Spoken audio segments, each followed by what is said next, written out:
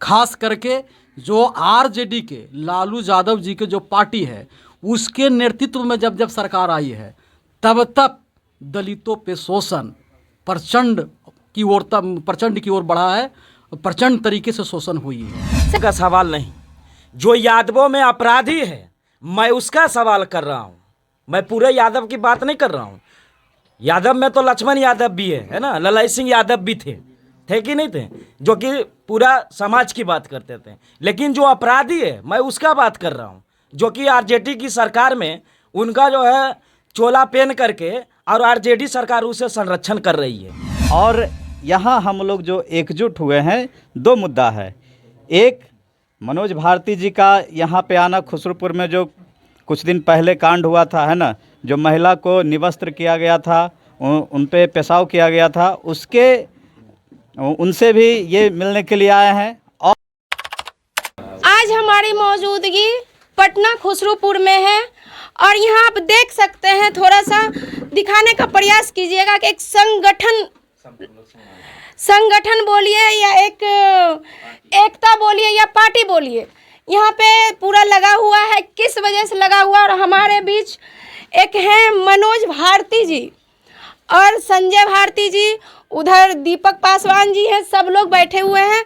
थोड़ा इनसे बात करते हैं कि इस संगठन का क्या मेन उद्देश्य है। सबसे पहले सर, हमारे चैनल में आपका बहुत बहुत स्वागत है। धन्यवाद, शुक्रिया। सर, ये संगठन जो आप ये कर रखे हैं अभी, इसका क्या उद्देश्य है? किस वजह से ये लगाए हुए हैं? देखिए, इसका उद्देश्य राजनीतिक उद्देश्य है। बिना राजनीतिक शक्ति का सामाजिक परिवर्तन नहीं हो सकता। यानी बाबा साहब के शब्दों में कहा जाए तो सत्ता वो मास्टर चाबी है जो हर एक बंद दरवाजे को खोल सकता है। और यहाँ जो वंचित वर्ग के लोग हैं, खास करके शेड्यूल कास्ट के लोग, उनकी समस्या दिनों दिन बढ़ते जा रही है। सरकार किसी का हो, चाहे मनुवादियों का सरकार हो, चाहे समाजवादियों की सरकार हो, पर हमारी समस्या का निदान करने का किसी ने काम नहीं किया, बल्कि समस्या बढ़ाने का ही काम किया। और सबसे बड़ी जो समस्या है वो है सामाजिक जुल्म और शोषण। ये मनुवादियों की भी सरकार आई तो सामाजिक शोषण जुल्म जारी रहा, और ये समाजवादियों की सरकार आई तो उसमें भी शोषण जुल्म जारी रहा। खास करके जो आरजेडी के लालू यादव जी के जो पार्टी है उसके नेतृत्व में जब जब सरकार आई है तब तब दलितों पे शोषण प्रचंड की ओर बढ़ा है, प्रचंड तरीके से शोषण हुई है। सर, मेन रूप से ये संगठन आपका है दलितों के लिए?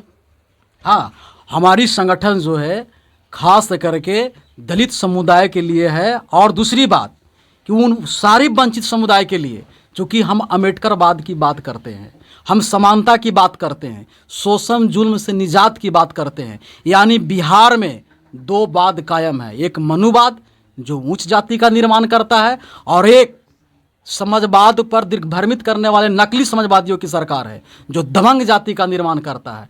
और यहाँ के जो वंचित वर्ग के लोग हैं दो ही जाति से परेशान है, वो उच्च जाति यानी उच्च जाति का विचार और दूसरा दबंग जाति का विचार। ये दोनों मिलके जो शोषित वर्ग के लोग हैं उनको विभिन्न प्रकार के प्रताड़ना देने का काम करता है, वो भी सरकार के संरक्षण में। इसलिए उसके जो संरक्षण देने वाली जो कड़ी है उसको तोड़ के हम लोग अम्बेडकरवादी सरकार बिहार में कायम करना चाहते हैं। और मनुवाद और ये जो दबंगवाद है दोनों के छाती तोड़ने के हम लोग प्रयास कर रहे हैं, और निश्चित 2025 में होगा।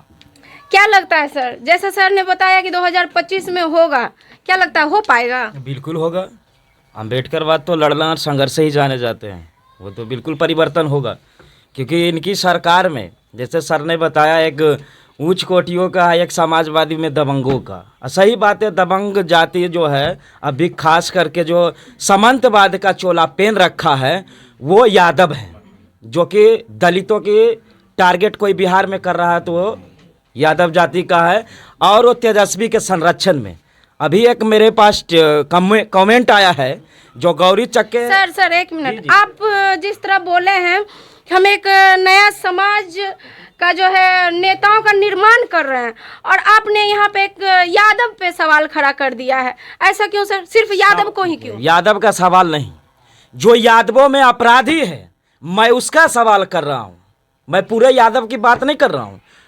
यादव में तो लक्ष्मण यादव भी है ना, ललाई सिंह यादव भी थे थे कि नहीं थे, जो कि पूरा समाज की बात करते थे। लेकिन जो अपराधी है मैं उसका बात कर रहा हूँ, जो कि आरजेडी की सरकार में उनका जो है चोला पहन करके और आरजेडी सरकार उसे संरक्षण कर रही है। तो मैं उसका खिलाफ हूँ और बहुत जल्दी 2025 में ऐसी सरकार को कमर तोड़ने की काम करेगी समतामूलक संग्राम दल। ऐसी सरकार का कमर तोड़ने का काम करेगी, इन्होंने बताया। अब हम जानते हैं दीपक पासवान जी से कि क्या इनका कहना सत्य है या असत्य है, ये हम नहीं बता सकते हैं, लेकिन इनके नज़रिए से क्या है 2025 में, क्या वो नज़र आने वाली है या सिर्फ बोल करके ही रह जाएंगे? क्या बोलना चाहेंगे? देखिए, जो हमारे बड़े भाई मनोज भारती जी हैं, जो संजय भारती हैं, वो बताए कि हम लोग समतामूलक समाज के लिए लड़ रहे हैं, हम बाबा साहब के अनुयायी हैं, है ना। तो हमारे लिए जो भी हमारे विचारधारा में आते हैं, तो इन्होंने 85% की भी बात की। जो निचले तबके के लोग हैं जिनको अधिकार नहीं मिल रहा है, उनके लिए मनोज भारती जी चल चुके हैं। क्योंकि 2025 की आपने सुना होगा कि ये मास्टर चाबी की बात की, है ना।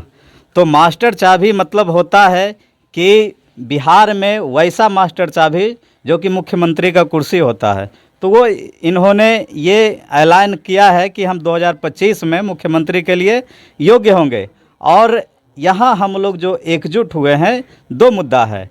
एक, मनोज भारती जी का यहाँ पे आना, खुसरूपुर में जो कुछ दिन पहले कांड हुआ था, है ना, जो महिला को निवस्त्र किया गया था, उन पे पेशाब किया गया था, उनसे भी ये मिलने के लिए आए हैं। और दूसरा ये पर्पस है कि हम लोग यहाँ पे यूनाइट हैं, अपने लोग को एकजुट कर रहे हैं कि हमारा समाज जो समतामूलक समाज है वो एकजुट हो, यूनाइट हो, है ना, ताकि आने वाले समय में 2024 हो या 2025 हो, उसमें हम लोग जो मनुवादी विचारधारा के पार्टी हैं, है ना, जो हमारे समाज को ध्यान नहीं देते हैं कि हमारा समाज किस प्रकार से पिछड़ा, वो पॉलिटिकल की राजनीति करते हैं और अपने कुर्सी की राजनीति करते हैं।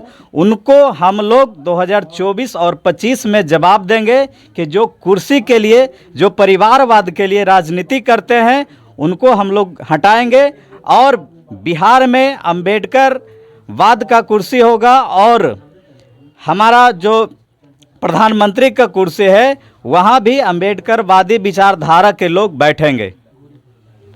सर अभी बताएं कि बैठेंगे, लेकिन एक सवाल बीच से आता है कि पीड़ित महिला से मनोज भारती जी मिलने आए हैं, क्या कुछ हुआ है उस केस में, क्या खुलासा हुआ है?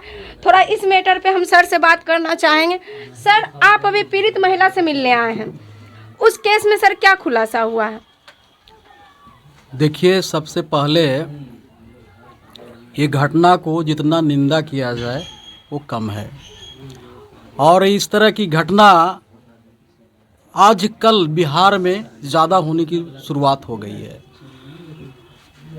और जो प्रशासन की रवैया है, वो प्रशासन की रवैया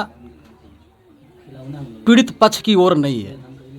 शासन की जो रवैया है, पुलिस की जो रवैया है, वो कहीं न कहीं वो जाति देखकर वो काम कर रही है। और प्रशासन का सरकार से दबाव है कि इस घटना को दूसरे तरफ मोड़ दो। अगर ये घटना सत्य पाया गया तो सरकार की छवि जो है पूरे भारत में धूमिल होगी और विरोधी का कहीं न कहीं मौका मिलेगा। तो सरकार अपनी छवि बचाने के लिए पीड़ित महिला को न्याय से वंचित करने का काम कर रहा है। तो ऐसे परिस्थिति में हम सरकार को लंगा करने का काम करेंगे। जो भी खुलासा की आप बात बोल रहे हैं वो खुलासा ढोंग है। आँखों के देखी और क्रिया के प्रतीत, आँखों से लोगों ने देखा है कि किस तरह से महिला को पीटा गया, उसकी पूरी जो जांग है वो काला हो चुका है। सर, इसमें तो सवाल ये समाज पे भी खड़ा हो सकता है ना, क्योंकि समाज वहाँ पे एक मानते कि पूरा मोहल्ला का लोग वहाँ पे नहीं मौजूद होंगे, लेकिन एक दो लोग तो जरूर समाज के वहाँ पे होंगे। वो लोग क्यों नहीं बचाने गए? क्या समाज की मानसिकता इतनी गिरी हुई है या गिर रही है, या फिर सिर्फ समाज बस देख रहा है या देखने का काम करेगी? इस पे आप क्या बोलना, क्योंकि आप समाज, एक नया समाज का निर्माण कर रहे हैं 25 के तैयारी के लिए। देखिए, अगर सामाजिक रूप से, मानसिक रूप से अगर दलित समाज मजबूत होता, प्रत्येक क्रिया की प्रतिक्रिया करने की क्षमता होता, तो हमारे लोगों पर जुल्म शोषण नहीं होता। हम उस और भी समाज को ले जाएंगे कि शिक्षा वो शेरनी के दूध है, जो पिएगा वो दहाड़ेगा। तो हमारी समाज जो है अभी शिक्षा से दूर है, इसलिए वो हिंसा से मुकाबला करने में अभी असक्षम है, ठीक है ना।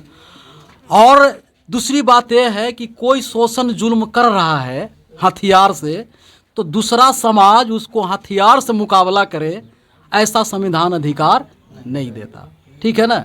तो हमारा समाज कहीं न कहीं संविधान पे, सरकार पे, पुलिस प्रशासन पे विश्वास रखता है, इसलिए उस वक्त हथियार से बचाने का काम नहीं किया। अगर हथियार से बचाने का काम करता तो फिर दोनों तरह से मुकाबला होती ना। तो हमारे समाज के पास अभी वो क्षमता नहीं है, इसलिए हमारे समाज डरा हुआ समाज है और अपराधी हमारे समाज में नहीं है। अगर हमारे समाज में अपराधी प्रवृत्ति के लोग होते तो ये लोग खुलेआम घूम लेते क्या? महिला को मार के घूम लेते? उनकी कल गंगा में लाश मिलती। लेकिन हमारे समाज में ऐसा अपराधी चरित्र के लोग नहीं हैं और नहीं हमारे महापुरुषों ने इस तरह का शिक्षा दिया है। हमारे महापुरुषों ने कभी भी हिंसा की बात नहीं कही है। अगर हमारे महापुरुषों ने, चाहे बुद्ध हो, चाहे अम्बेडकर हो, चाहे संत रैदास हो, अगर तनिक भी हिंसा की बात कही होती ना, तो वो दिन दूर नहीं होता कि वो सपना देखते शोषण करने के ना, तो उनकी सपना देखने की जो गर्दन है ना, उसकी हमारी समाज दो धड़े में बांट देता। लेकिन हमारा वैसा चरित्र नहीं है। हम तो सोने की भारत बनाना चाहते हैं। हम तो सामाजिक व्यवस्था को इस ओर लेके जाना चाहते हैं जहां इतना भाईचारा हो कि जहां दूध दही की नदियां बहाने की जरूरत पड़े तो हम भाई मिला के बहा दें। उस ओर सर का कहना है कि हम समाज में भाईचारा बनाना चाहते हैं। देख सकते हैं यहाँ पे जनता लोग बैठे हुए हैं, इनके बीच कितना भाईचारा, थोड़ा इनसे बात करते हैं। क्या आप लोग मनोज भारती जी के साथ हैं? यस। क्या भैया आप लोग साथ हैं? यस, हर समय रहेंगे।